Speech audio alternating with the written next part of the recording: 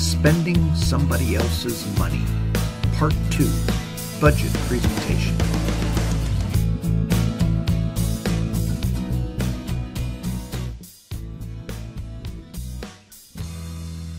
Now that we've talked about the two types of non-expenditure transfer and have seen a sampling of legislative authorities, let's take a look at how we present expenditure and non-expenditure transfers in the SF-132, or apportionment, the SF-133, or report on budget execution, and the program and financing schedule in the President's budget.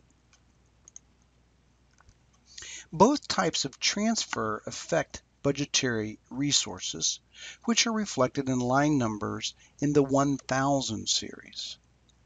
These appear on the SF-132, the SF-133, and the P&F, or Program and Financing Schedule. Let's review what makes up budgetary resources. Budgetary resources are made up of two major elements: unobligated balances and budget authority. Unobligated balances, on line numbers starting with 10, are actually unexpired budget authority.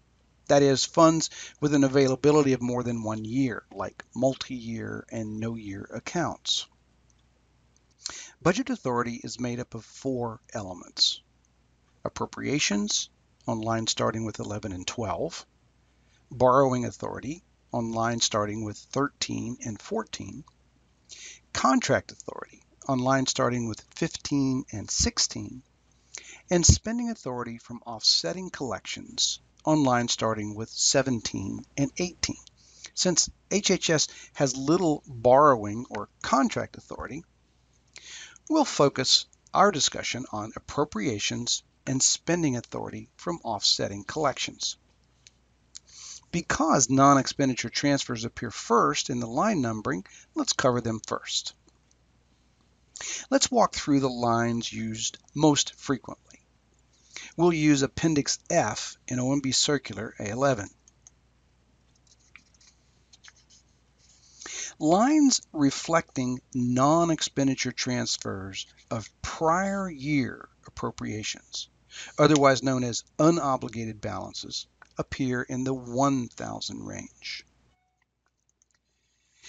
The actual non-expenditure transfers out of appropriations is reflected on line 1010, unobligated balances transferred to other accounts. Since these amounts are negative, budgetary resources are reduced.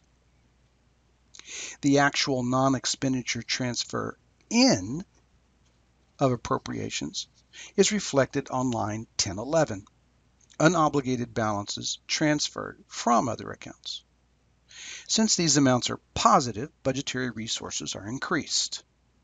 Since we're focusing primarily on spending somebody else's money, we're mostly interested in amounts transferred in.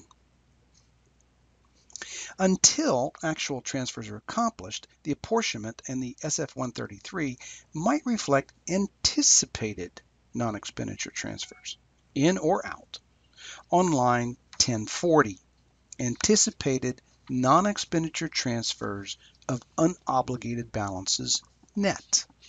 Since anticipated amounts have to be closed by year end, note that there should be no entry on this line at year end. Since the program and financing schedule is based on year-end balances, you will never see anticipated transfers in the P&F schedule. It's important to note that there is no line 1000 distinction by line number of discretionary and mandatory unobligated balances. So OMB requires us to use a line split to differentiate those amounts if you're dealing with an account that has both types of balances. Lines reflecting non-expenditure transfers of new appropriations appear in the 1100 through 1200 range. This includes both types of non-expenditure transfers: transfers of authority to obligate and allocations of authority to obligate. The actual non-expenditure transfer out of discretionary appropriations is reflected on line 1120, appropriations transferred to other accounts.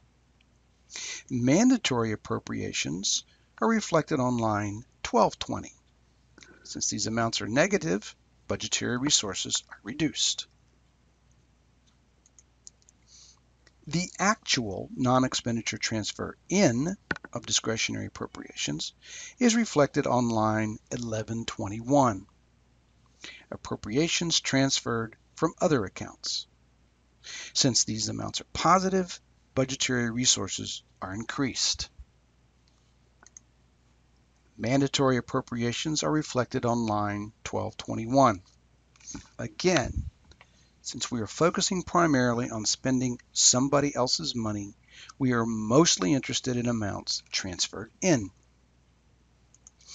Until actual transfers are accomplished, the apportionment in SF-133 might reflect anticipated non-expenditure transfers, in or out, on line 1151. Anticipated non-expenditure transfers of appropriations net. Mandatory appropriations are reflected on line 1251. Since anticipated amounts have to be closed by year-end, there should be no entry on this line at year-end. Since the program and financing schedule is based on year-end balances, you will never see anticipated transfers in the P&F schedule. Because allocations are made in parent-child relationships, and these are combined for budget presentation, these non-expenditure transfers do not appear in the P&F schedule. To reiterate, the location of these lines in the budgetary resources section of the apportionment, SF-133, and P&F schedule means that transfers in increase our budgetary resources, and transfers out decrease our budgetary resources. Let's take a look at an example.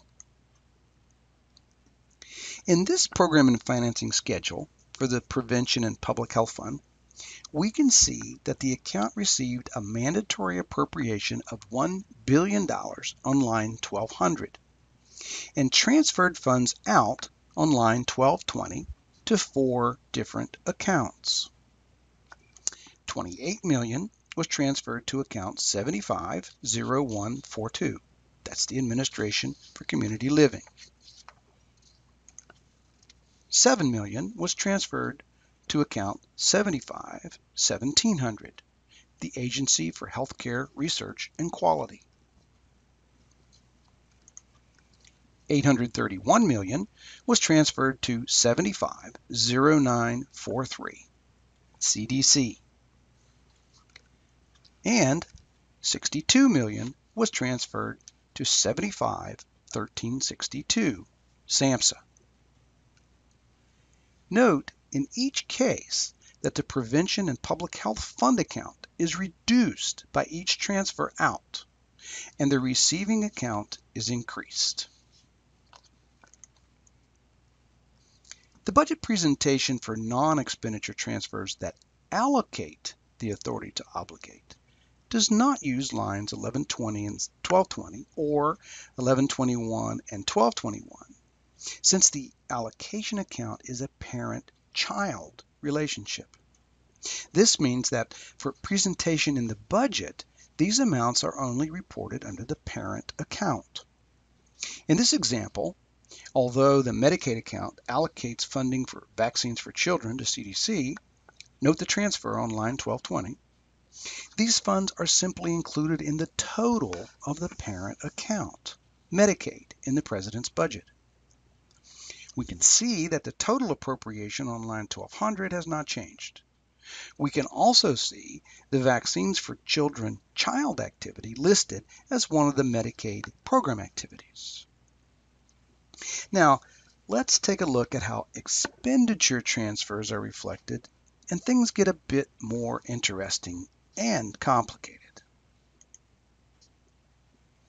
Because spending authority from offsetting collections increases our budgetary resources, We also expect them to be reflected in the Budgetary Resources section of the Apportionment, the SF-132, the Report on Budget Execution, SF-133, and the Program and Financing, or P&F schedule, in the President's budget. We already know that budgetary resources have line numbers that are in the 1000 series. Now, let's walk through the lines used most frequently for spending authority from offsetting collections. Let's go back to Appendix F in OMB Circular A11. The first thing you will notice is that, unlike non-expenditure transfers, there are no line descriptors reflecting the words expenditure transfer. But given that expenditure transfers are the mechanism used for spending authority from offsetting collections, let's take a look at lines reflecting spending authority. These appear in the 1700 through 1800 range. As you will soon see, it makes more sense to look at these lines in reverse numerical order. Anticipated spending authority from offsetting collections appears on line 1740 for discretionary collections and 1840 for mandatory. Note the definition: the amount of the current estimate of anticipated collections expected for the remainder of the year. This means that when you arrive at the end of the fiscal year, you can no longer anticipate this authority, and no amounts should be on these lines on the September 30th report. That's why you don't see line 1740 or 1840 on a program and financing schedule. Note here, we finally see the term expenditure transfer. The next frequently used line is 1701 for discretionary and 1801 for mandatory. The descriptor tells us these lines represent a change in uncollected payments, federal sources.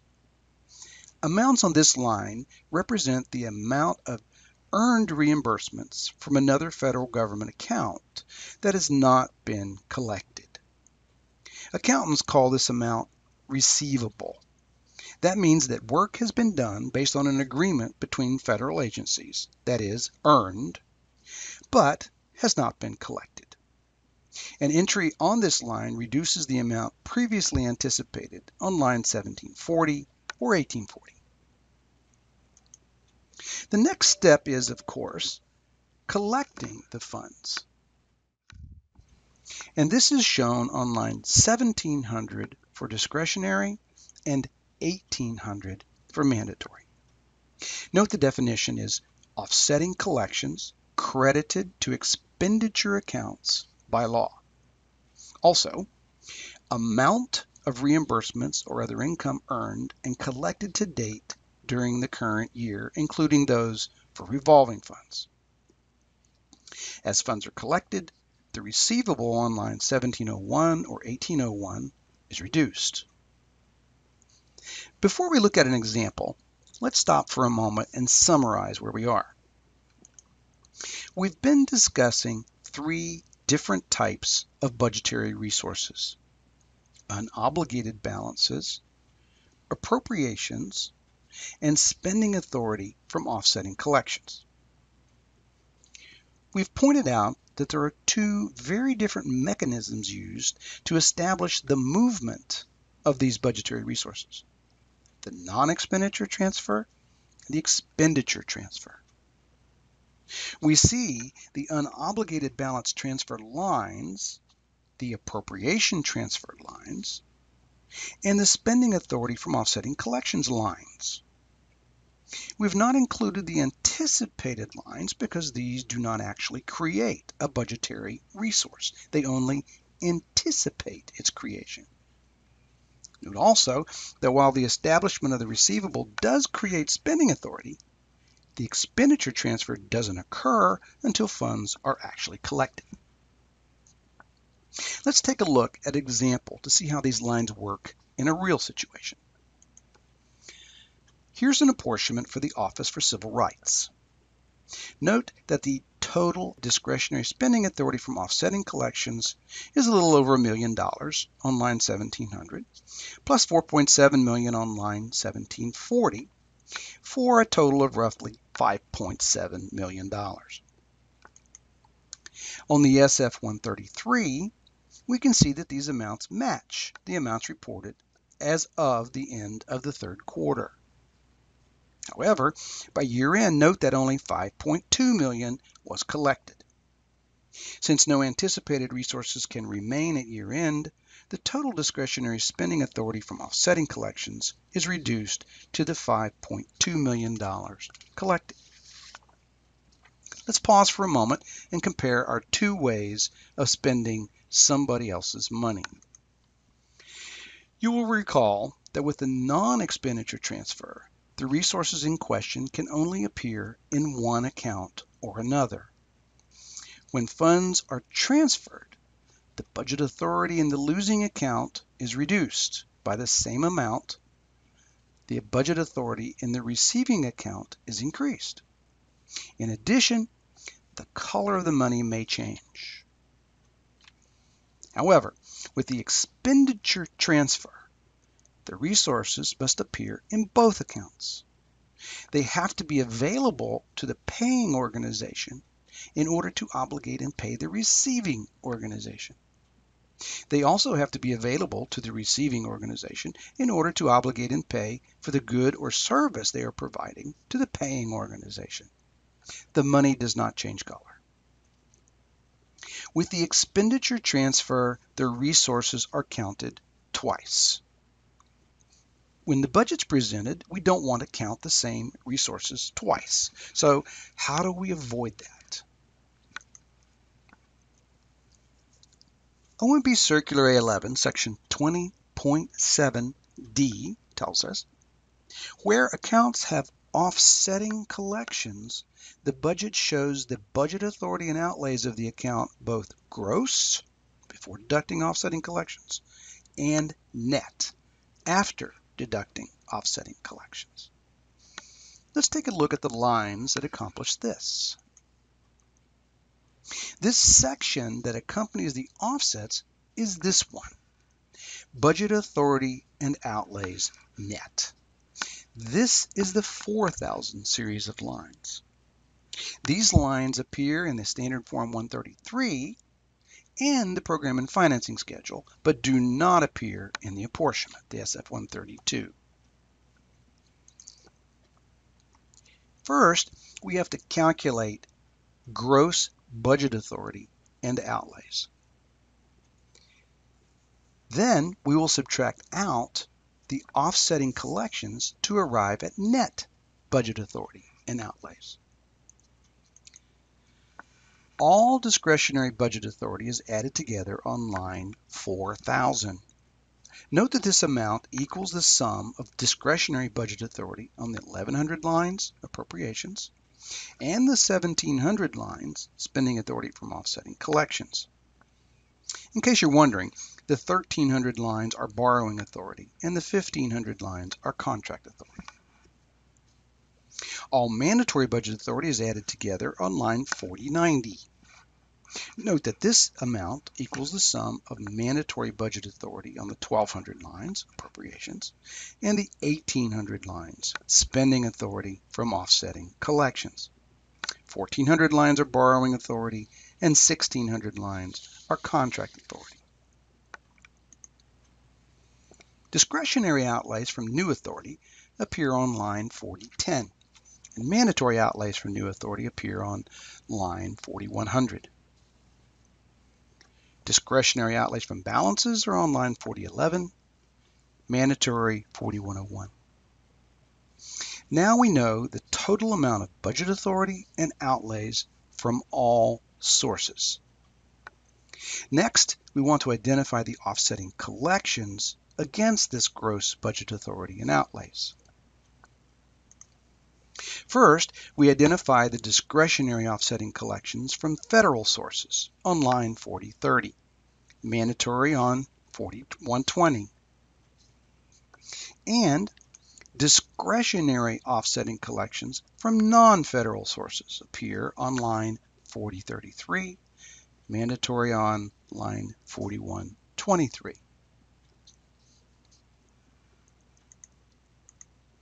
The next section is labeled Additional Offsets Against Budget Authority Only.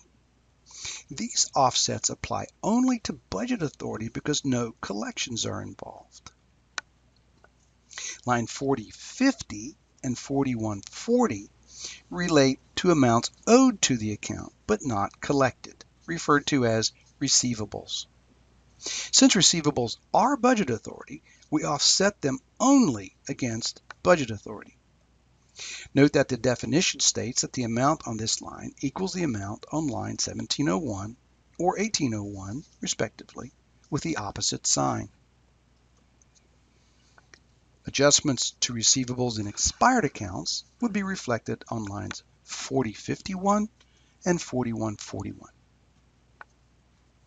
Offsetting collections credited to expired accounts would appear on lines 4052 and 4142. Because collections on line 4030 or 4120 include all years, in order to properly calculate the current year net budget authority, we have to deduct those collections related to receivables in expired accounts. Let's look at a simple example to see how this works. Let's assume we have two accounts, a paying account and a performing account. To make this simple, let's assume the paying account has an appropriation of $100 and plans to spend all of its appropriation in a reimbursable agreement with the performing account. In the budget presentation for the paying account, we see $100 in total obligations, funded by an appropriation on line 1100 of $100. Let's further assume we outlay $90 by paying the performing account for the work done during the year. Our resulting net BA is $100 and outlays are $90. Now, let's look at the performing account. Again, we see $100 in total obligations. There is no appropriation. In our example, the performing account receives all of its spending authority from the paying account. We see this authority on lines 1700 and 1701. $90 is reflected on line 1700 as spending authority from offsetting collections that has been collected, and $10 is reflected on line 1701 as spending authority from offsetting collections that has been earned but not yet collected. Total budgetary resources equal $100, just like the paying account. At this point, we have double counted the BA and outlays, since both accounts show $100 in gross BA on line 4000 and $90 in gross outlays on line 4020. But then we make the offsetting collection entries in the performing account. We enter an offsetting collection on line 4030 of $90 and the receivable of $10 on line 4050. Note these are the same amounts as lines 1700 and 1701, but with the opposite sign. Following our OMB instructions for these entries, we subtract the $90 offsetting collection and the $10 receivable from our gross BA. This results in 0 net BA. We subtract the $90 offsetting collection from our gross outlays, resulting in 0 net outlays. We have now eliminated any double count. Let's return to our Office of Civil Rights example. Recall that the final SF-133 reflected collections of $5.2 million. Let's look at our offsetting entries on the 4000 lines. Note the $5.2 million collected offsets the gross budget authority and gross outlays, reducing gross BA from $43 million down to $38 million, and reducing gross outlays from $34 million down to $29 million. We've covered the use of the non-expenditure transfer and expenditure transfer in spending somebody else's money. But before we wrap this up, let's quickly touch on two other processes one might consider examples of spending somebody else's money that do not require a transfer of funds from one account to another: reprogramming and intra-departmental delegation of authority, or IDDA. Let's talk about reprogramming first. This is the GAO definition. Note that a reprogramming shifts funds within an appropriation or fund count, distinguishing it from a transfer, which involves shifting funds from one account to another. Because no other Treasury account is involved, there is no augmentation and no expenditure or non-expenditure transfer is required. Total budgetary resources in the budget presentation are not affected. Another difference worth noting is that agencies may reprogram without additional statutory authority. However, statutory notification requirements do exist. The OMB explanation of the difference confirms GAO's point, but raises another. A transfer is distinguished from a reprogramming in that a reprogramming always involves the shifting of budgetary resources within a Treasury account, whereas a transfer usually involves the shifting of budgetary resources between two Treasury accounts. What do we mean by usually? What's an exception? OMB goes on to say, the shifting of budgetary resources within a single Treasury account would be considered a transfer if the action moves budgetary resources between separate statutory appropriations. A good example of this might be changing the amounts in statutory earmarks such as FDA. Here we can see that FDA has many statutory earmarks.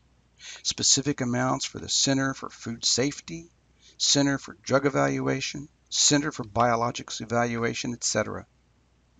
Because these are specific amounts in law, statutory earmarks are treated like separate appropriations, so it's not permissible to reprogram funds between them.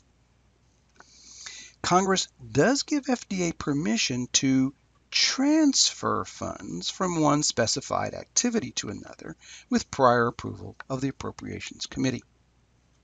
It's important to note that this use of the term transfer is an anomaly to the general understanding of the term, since it does not require the movement of funds from one Treasury account to another in the classic sense of transfer. So, what's an intra-departmental delegation of authority, or IDDA? The IDDA is a delegation of authority to obligate and outlay funds within HHS. It's generally used when no statutory authority exists to use a non-expenditure or expenditure transfer. For example, the Secretary receives appropriations in the Public Health and Social Services Emergency Fund, which are to be used to cover a variety of emergencies in the department. When Congress does not provide statutory authority to transfer the funds, the IDDA is the only alternative to get the funds out. Essentially, the Secretary is delegating her authority to spend the funds to the most appropriate optive. Sometimes it may be NIH, sometimes CDC, sometimes others.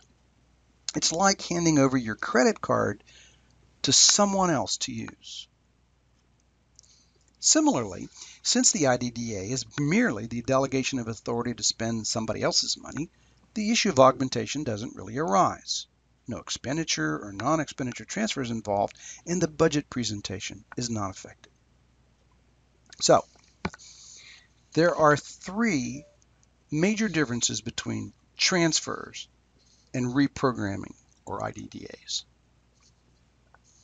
With a transfer, a movement of funds between accounts is required. With a reprogramming or IDDA, no transfer is involved. Transfers require statutory authority, but neither a reprogramming nor IDDA requires statutory authority from Congress. There are, however, statutory requirements to report reprogrammings to Congress in a timely manner.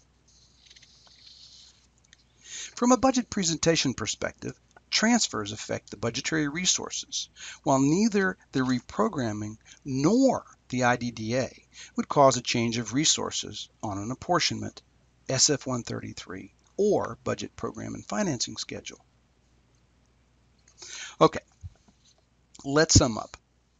This presentation has focused primarily on the permissible augmentation of Treasury accounts, spending somebody else's money. We've investigated exceptions to the 1950 prohibition that no funds made available under this or any other act shall be withdrawn from an appropriation for credit to another except as authorized by law. And we have found that there are laws that permit augmentation under certain circumstances, and these may be accomplished by transfer, either expenditure transfer or non-expenditure transfer. In addition, reprogramming and IDDAs are examples of what might be described as spending someone else's money that are not considered as augmentations and therefore do not require congressional permission. The end. For more information, check out section 20.4J and Appendix F in OMB Circular A11. Thanks for listening.